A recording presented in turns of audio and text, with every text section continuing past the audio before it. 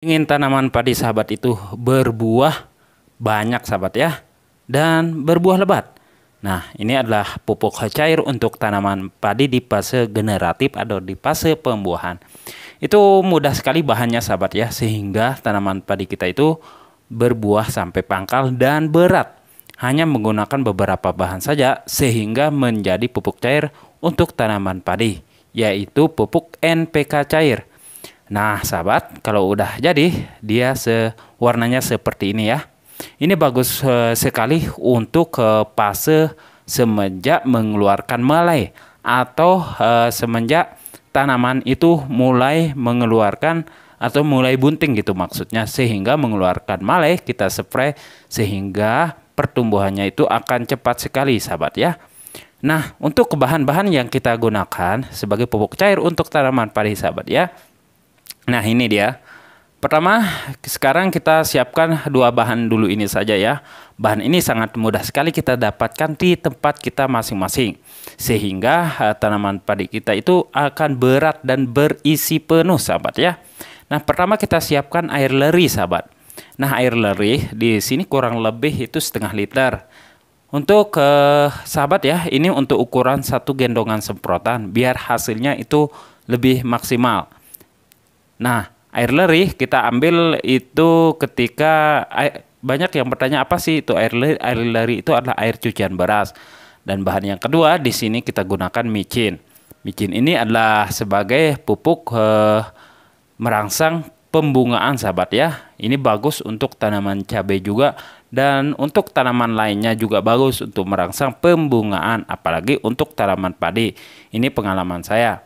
Oke, pertama-tama air cucian beras yang kita sudah ambil ini sahabat ya, kita masukkan ke dalam wadah kosong sebanyak kurang lebih setengah liter sahabat ya dari air cucian beras tersebut. Nah, setelah kita masukkan ke wadah kosong sahabat, di sini kita siapkan lagi micinnya ya. Micin yang kita gunakan di sini bagusnya itu per gendongan semprotan itu kita kasih 1 sendok. Nah, ini untuk 1 sendok sahabat ya. Oke. Nah, kalau udah kita siapkan 1 sendok, kita masukkan ke dalam air cucian beras ini sahabat. Biar hasilnya lebih maksimal, kita aduk-aduk merata. Pastikan micin itu sampai mencair bersama atau menyatu sama air cucian beras tersebut. Nah, ini sahabat ya.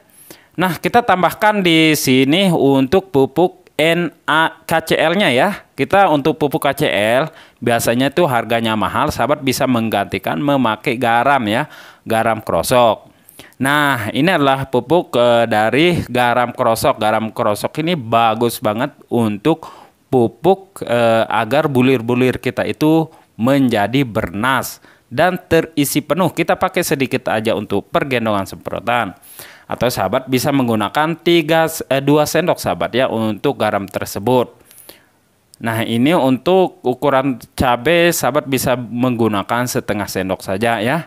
Tapi untuk cabai itu penyepraiannya itu ntar kita sekali spray itu ya sahabat, jangan terlalu sering kalau menggunakan garam krosok. Itu sangat berbahaya bagi tanaman cabai.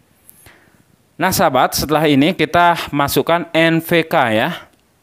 Itu NPK 16 16 16. Sebanyak kurang lebih kita masukkan 1 sendok.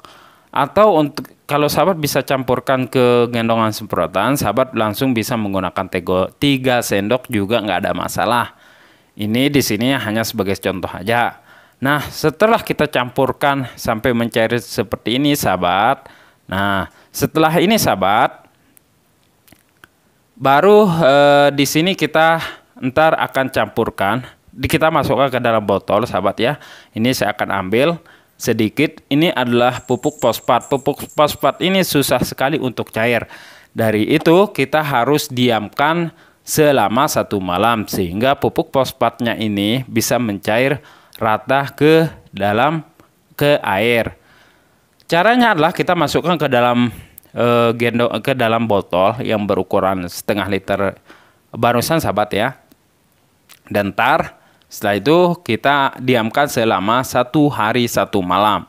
Nah, untuk pendiaman ini bertujuan agar fosfat yang seperti ada endapan ini sahabat ya akan tercair atau menyatu bersama air begitu ya. Dan sehingga tidak ada penyumbatan pada sproyer kita. Itu tujuannya yang pertama. Nah, untuk dosis dan aplikasinya sahabat, ini kita diamkan 1 hari 1 malam. Esoknya langsung kita bisa aplikasikan ke tanaman padi kita di fase bunting sahabat ya. Dan ingat, ini untuk 1 gendongan semprotan. Kalau sahabat bikin untuk 5 gendongan semprotan juga bisa. Tinggal dosisnya seperti tadi. Agar hasilnya maksimal sahabat, entar kita akan campurkan bersama pupuk MKP. Nah, ini adalah pupuk MKP, pupuk di fase pembuahan atau di fase pembunting sahabat ya. Ini adalah pupuk daun, biar pupuk yang barusan itu terserap secara maksimal, kita menggunakan entar cuman 1 sendok, biasanya 3 sendok sahabat ya. Tetapi di sini kita gunakan 1 sendok dari pupuk MKP ini. Pupuk MKP itu tinggi fosfat atau P2O5 sebanyak 52% dan kaliumnya juga itu tinggi sekali. Dan ntar kita gunakan di sini hanya cukup 1 sendok ketika kita campurkan bersama pupuk bikinan sendiri itu. Tapi untuk dosis umumnya ini sampai 3-4 sendok per gendongan semprotan. Nah, karena dari pupuk ini kita ada campuran dari pupuk yang kita bikin, kita cukup pakai sendok saja udah cukup sahabat ya. Nah, biar hasilnya maksimal dari pupuk tersebut, sahabat bisa tambahkan pupuk dari boron, sahabat ya. Nah, sahabat, boron ini adalah mempercepat laju fotosintesis pada tanaman kita. Boron ini sangat dibutuhkan oleh semua jenis tanaman, termasuk untuk tanaman padi, sahabat ya. Tetapi dosisnya lebih rendah dari pupuk seperti nitrogen, fosfat, dan juga kalium. Nah, yaitu unsur hara makronya itu lebih tinggi dan mikronya ini lebih sedikit sahabat ya. Di sini mengandung unsur boron, magnesium, dan lain sebagainya sahabat ya. Nah, sahabat bisa lihat ini namanya pupuk boron. Dan sahabat bisa cari di toko-toko pertanian. Di sini ada komposisinya seperti boron, magnesium, nitrogen, kalsium, sulfur, mangan, mikro lainnya. Nah, dan juga ada zat besinya dan mineral zat besinya. Dan ada zinknya dan lain sebagainya. Dan untuk pupuk MKP itu, untuk boron ini juga kita cukup pakai 1 sendok sudah cukup sahabat ya. Nah, biar hasilnya lebih maksimal dari penyepraian pupuk daun kita, yaitu pupuk cair untuk tanaman padi. Nah, kita spray setelah embun sudah tidak ada sahabat ya. Ingat, penyepraian ini kita lakukan sampai 3-4 kali penyepraian sampai benar-benar tanaman padi kita itu sudah mengeluarkan malai serempak. Baru kita selesaikan penyepraian agar hasilnya lebih maksimal sahabat.